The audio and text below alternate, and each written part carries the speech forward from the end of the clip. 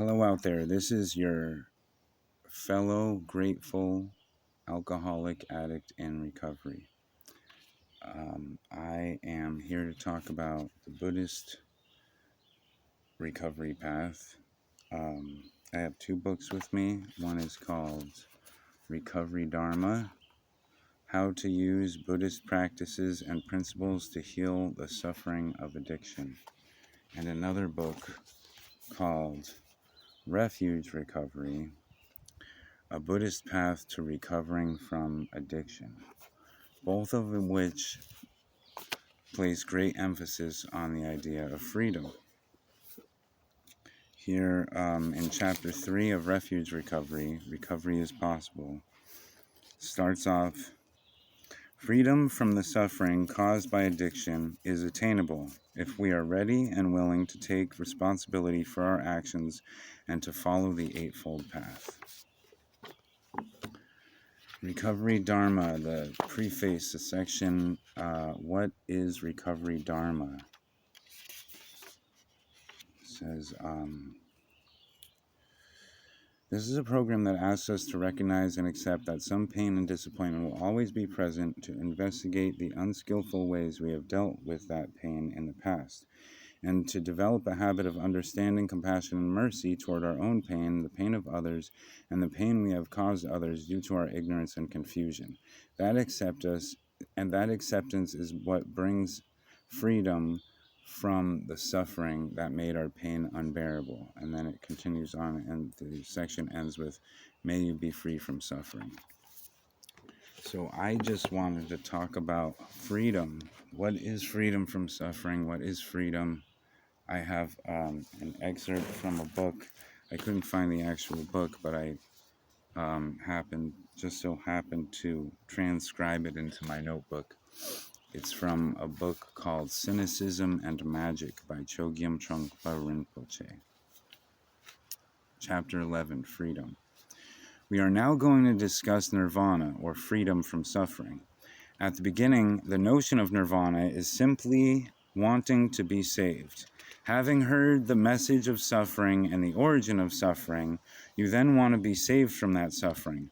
Automatically, you look for a path or some type of commitment to a process or journey by which you can let go of yourself and evolve. That simple approach is very important, actually, in that we are here together and we feel we're doing something meaningful or purposeful. But regardless of any high-minded attitudes you might have, the fact remains that we are also obviously and nakedly looking for freedom, emancipation, or some way out of this. But a problem comes up. We don't actually know what this is, so we have no idea what we're going to get rid of or get out from. It's very fuzzy, very dubious. There was a big rumor started that we're going to get out of this.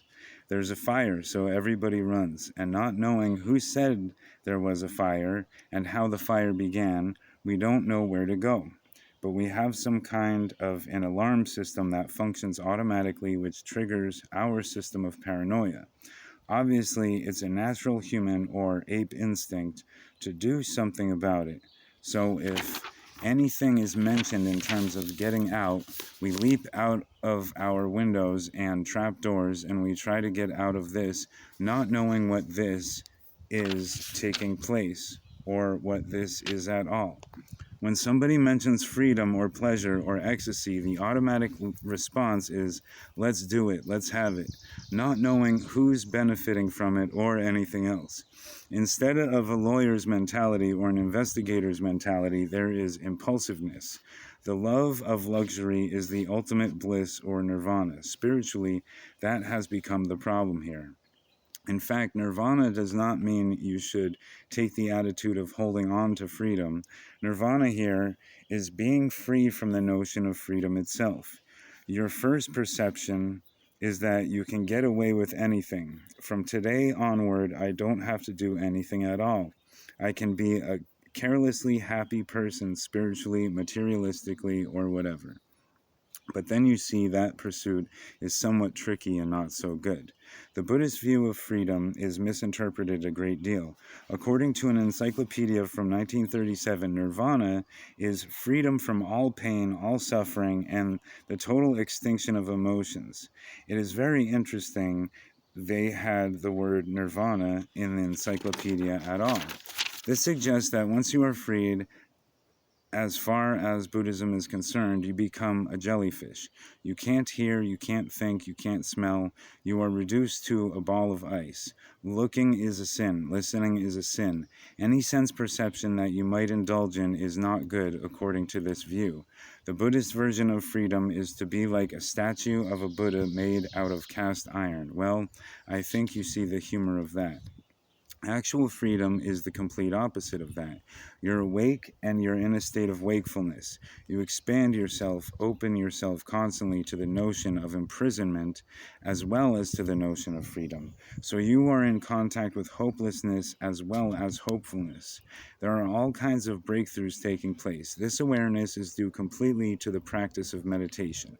Meditation brings out our hidden neuroses and obvious neuroses as well. Mysticism.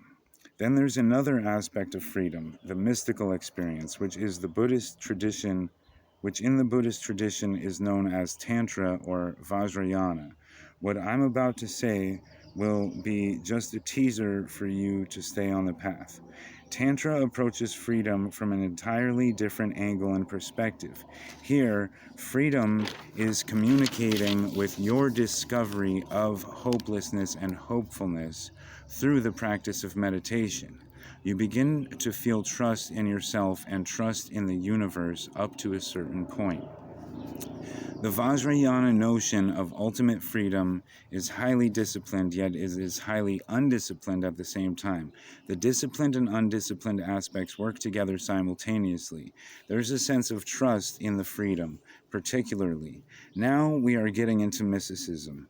It is not mysticism in the sense that it is mysterious, but it's mystical because it's beyond the grasp of ordinary people who haven't gone through the basic training of freedom to begin with. That is Vajra-like freedom. Vajra is a term in Tantric Buddhism which means indestructibility. It also means overwhelming power. Vajra is also a scepter that is held by an accomplished Vajra person who has no fear of imprisonment. Freedom comes to you. Therefore, you don't have to seek freedom as such. Thanks for listening, everybody. Have a great weekend.